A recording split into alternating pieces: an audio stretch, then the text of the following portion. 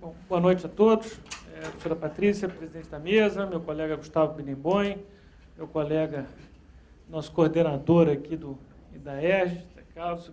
Primeiro, eu queria agradecer muito aos organizadores pelo convite, pedir desculpas aí, quando convidado, honrado com o convite para participar do congresso.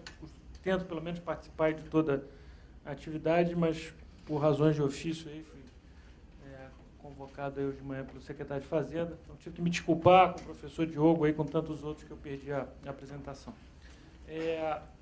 Quando convidado aqui pelo José Carlos, eu resolvi, provocação dele, que é um provocador, incluir um tema que dá um certo medo, que é discutir o papel hoje do medo na administração pública e na formação do ato administrativo.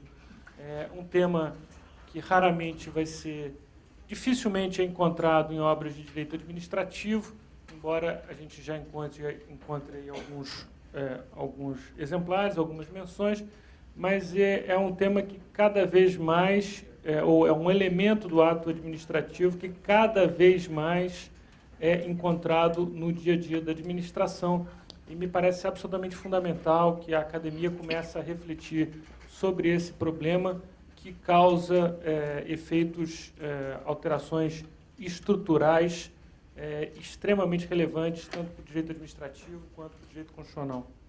Em primeiro lugar, importante a gente fazer uma classificação aqui de medo de quê e medo de quem. E aí eu ia separar esse medo como objeto aí da nossa conversa de hoje em três partes.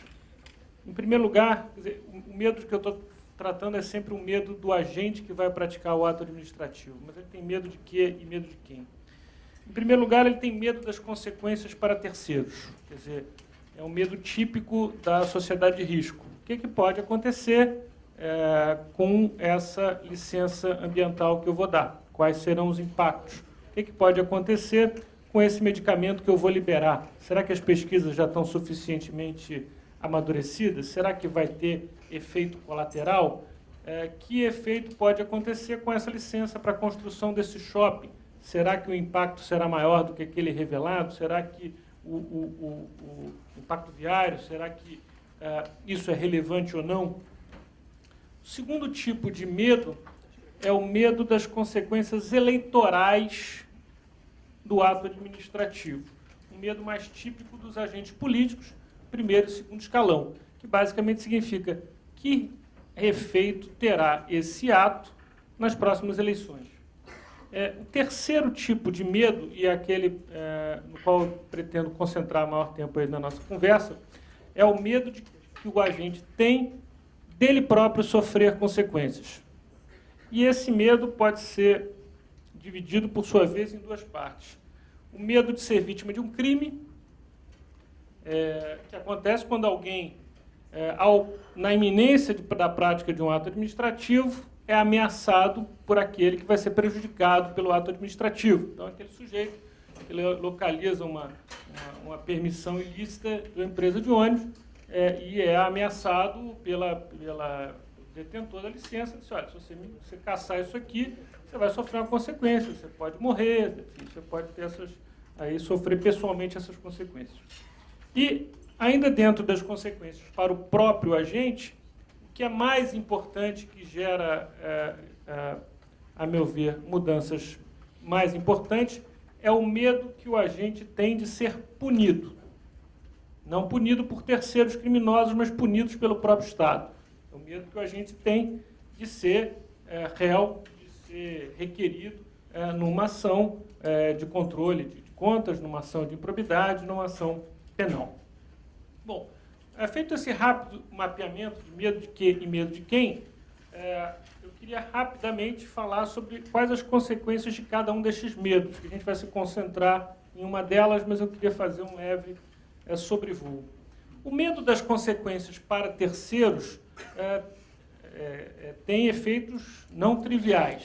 Quer dizer, ele, por um lado, é extremamente positivo. Quer dizer, o administrador público que pondera bem aquela licença que ele vai conceder, que pondera bem aquela liberação daquele remédio, a realização daquela obra, enfim, a pensar nos efeitos para terceiros, ter medo dessas consequências, é, em geral, algo, num nível razoável, é algo extremamente positivo. Aqui temos problemas muito relevantes para o direito administrativo, mas que já têm sido objeto da doutrina. E, em especial, se eu aproximar o meu foco do direito ambiental. Eu não quero me aprofundar muito nesse tema, mas apenas sinalizar que ele aqui tem um grande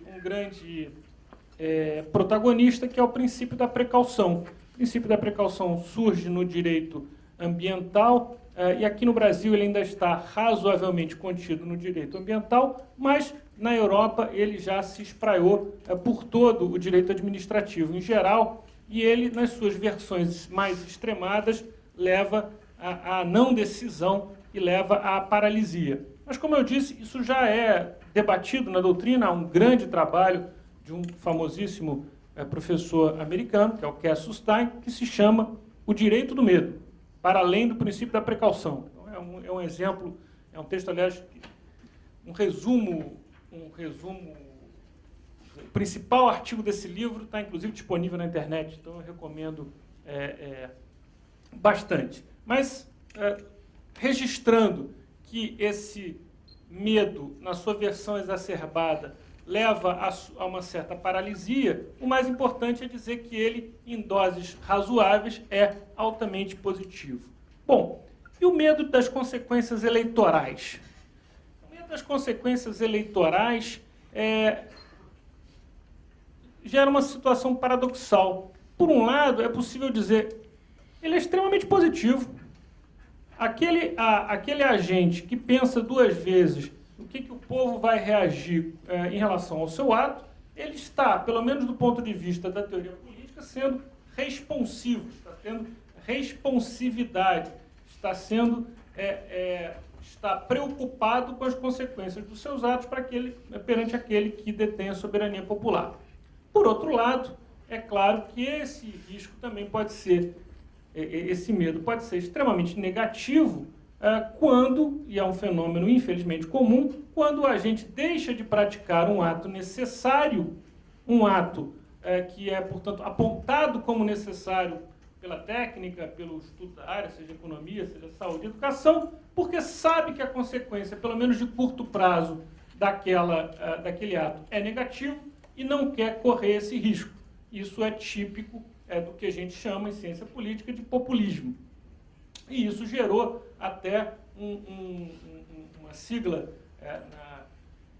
na ciência política americana, que é Not in my term of office. Quer dizer, é importante, mas agora não. Vamos tentar jogar isso para mais adiante. E aqui, como no medo seguinte que a gente vai ter, que a gente vai olhar de mais perto, aqui tem um instrumento fenomenal para quem quer enrolar os outros, para quem quer a arte de não decidir, que essa é sempre possível, é muito fácil hoje, com as demandas democratizantes que a gente tem, e que são legítimas, demandas de democracia, participação e transparência, é sempre fácil não decidir enquanto se dá a ilusão da decisão. Chame mais audiências públicas, peça para ouvir mais especialistas, ninguém jamais o acusará de não estar decidindo, você apenas poderá dar a resposta de que está consultando melhor para tomar uma decisão mais bem informada. Mas passamos então para aquele que, não que seja o mais importante, porque o primeiro, o medo para terceiros e o princípio da precaução é um tema muito relevante, mas vamos passar aqui para o que eu acho que precisa mais urgentemente de trato aí pela doutrina, que é o medo das consequências para o próprio agente. Em relação ao medo das consequências para o próprio agente, me parece muito importante dividir esse medo em três situações. Primeiro, eu tenho o medo de ser vítima de um crime. Esse, certamente, é um dos piores e é um problema muito mais de direito penal do que direito administrativo, embora a gente tenha que ter consciência do efeito desse medo. Eu, que trabalhei por 2 anos num município da Baixada Fluminense, vivenciei essa situação e a gente sabe que, às vezes, o agente administrativo não quer tomar uma providência simplesmente porque ele tem medo de ser assassinado. Então, isso é um problema aqui para nós, para uma sociedade ainda extremamente violenta como o Brasil, mas não há aqui tanto que possa ser feito pelo direito administrativo, pela doutrina de direito administrativo. Vamos passar, então, para o foco principal aqui, que é o medo do agente de ser punido pela própria administração. Isso é bom ou isso é ruim? Um agente que tenha medo estará fazendo o bem ou o mal para a sociedade? A resposta mais evidente é: claro que isso é positivo. Puxa, se o agente tem medo de ser processado criminalmente, isso é altamente positivo. Ele vai deixar de cometer o ilícito. E essa resposta, que é quase que intuitiva, ela é correta em parte. Assim, como assim em parte? Ela é correta em relação à prática de atos que são indubitavelmente criminosos. Como assim indubitavelmente criminosos? Alguém tem dúvida que ligar para o interessado num ato e pedir para ele uma graninha para praticar o ato caracteriza o crime de corrupção passiva, descrito pelo Código Penal como solicitar ou receber para si ou para outro, ainda que fora da função, ou antes de assumi-la, mas em razão dela, vantagem indevida, ou aceitar promessa de tal vantagem? Alguém pode, de boa fé, duvidar que isso é ilícito, por mais leigo que seja, por mais que ele não tenha formação jurídica? Não. Então, meus caros, aqui eu concordo integralmente normalmente aqui com os integrantes do Ministério Público, sentir medo de ser punido por um ato desse e, portanto, deixar de praticá-lo é algo extremamente positivo. Que bom. E onde é que está o problema? O problema está nas situações em que o agente tem medo de ser punido pela prática de um ato que, na visão do agente e, por vezes, da própria advocacia pública que o assessora, não apenas é necessário, mas é juridicamente legítimo. No entanto, esse ato não é considerado dessa maneira pelos órgãos de controle. E os exemplos são os mais variados. Eu posso dar um que é useiro e vezeiro em qualquer instituição de advocacia pública.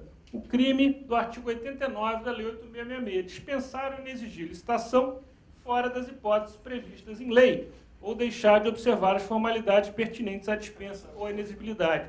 Então, a gente sabe, por algum tempo atrás, o artigo 24.13 da 8.666, que fala lá da dispensa de licitação para contratação de instituição de desenvolvimento institucional, foi usado para tenebrosas transações, mas também foi usado para contratar instituições as mais respeitáveis, como a Fundação Getúlio Vargas, como a PUC, como a Fundação Universidade de Brasília.